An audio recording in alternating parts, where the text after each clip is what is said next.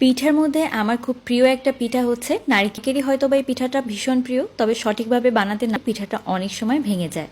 আজকে আপনাদেরকে একদম তৈরি করে দেখাচ্ছি। এইভাবে পিঠা বানালে একদম পারফেক্ট হবে, একদম নরম আর উপরেরটা অনেক খাস্তা। নারকেল, তার সাথে 2টা এলাচ, একটুখানি দারুচিনি, হাফ কাপ রুটিটা সেটা বেলে নেব, তার জন্য খামিরটা তৈরি করে নিচ্ছি।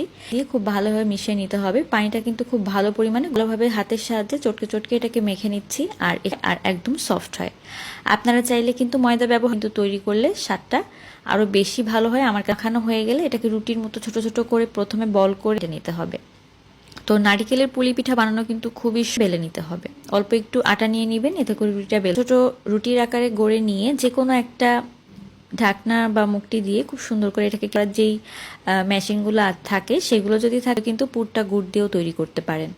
তো এখন চারিপাশে ভালোভাবে আটকে দিয়ে হাতের সাহায্যে একটু ডিজাইন করে, তো এই আটা মাখানোর যে পরিমাপটা সেটা মনে রাখবেন, তাহলে কিন্তু ভেজে দেখাচ্ছি একদম ফুলকো হবে আর একদম ছোট পুলি পিঠাটা ভালো হয় না।